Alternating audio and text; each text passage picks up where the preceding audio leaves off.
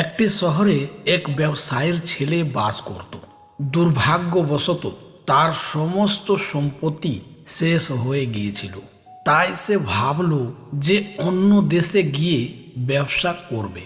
তার কাছে একটি ভারী এবং মূল্যবান দাড়িপাল্লা ছিল, যার ওজন ছিল 20 কেজি।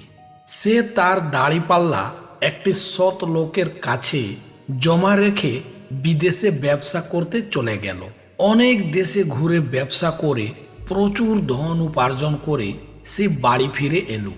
একদিন সে সেই সৎ লোকের কাছে তার দাড়িপাল্লা চাইতে গেল। সৎ লোক তখন অসৎ হয়ে উঠল। সে বলল, ভাই, তোমার দাড়িপাল্লা তো ইঁদুর খেয়ে ফেলেছে। তখন ব্যবসায়ীর ছেলে মনে মনে কিছু ভাবল এবং সৎ লোককে বলল, যখন ইঁদুর দাড়িপাল্লা খেয়ে ফেলেছে তখন আপনি আর কি করতে পারেন? আমি নদীতে স্নান করতে যাচ্ছি। যদি আপনি আপনার ছেলেকে আমার সাথে নদী পর্যন্ত পাঠান তবে খুব উপকার হবে।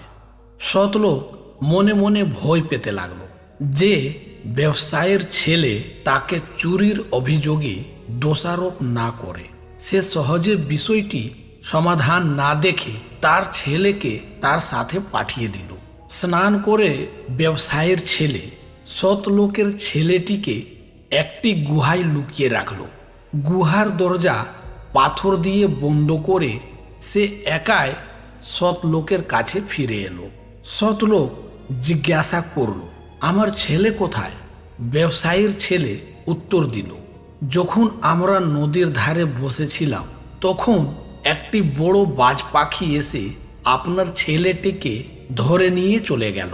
তখন সৎ লোক রেগে ফেটে পড়ল। সে চিৎকার করে বলল, তুমি মিথ্যাবাদী! একটি বাজ পাখি এত বড় ছেলেটিকে কিভাবে নিয়ে যেতে পারে? তুমি আমার ছেলেটিকে ফিরিয়ে দাও, না হলে আমি রাজাকে জানাবো। তখন ব্যবসায়ীর ছেলে বলল, আপনি ঠিকই বলছেন, চলুন রাজদরবারেই যাই। তারা দুজনেই বিচার পাওয়ার জন্য রাজদরবারে গেল। সৎ লোক ব্যবসায়ীর ছেলের বিরুদ্ধে তার ছেলেকে অপহরণের অভিযোগ করল। বিচারক বললেন, তুমি সৎ লোকের ছেলেটিকে ফিরিয়ে দাও। সেই সময় ব্যবসায়ীর ছেলে বলল, আমি নদীর ধারে বসেছিলাম, তখন একটি বড় বাজ পাখি এসে সৎলোকের ছেলেটিকে নিয়ে চলে যায়। আমি কিভাবে তাকে ফিরিয়ে দিতে পারি বলুন তো? তখন বিচারক বললেন, তুমি মিথ্যা বলছো। একটি বাজ পাখি এত বড় ছেলেটিকে কিভাবে নিয়ে যেতে পারে? তখন ব্যবসায়ীর ছেলে বলল, যদি 20 কিলোর লোহার দাড়িপাল্লাকে সাধারণ ইঁদুর খেয়ে ফেলতে পারে তাহলে বাজ পাখিও সৎলোকের ছেলেটিকে নিয়ে যেতে পারে। তখন বিচারক সৎলোককে জিজ্ঞাসা করলেন, এইসব কি ব্যাপার, খুলে বলুন।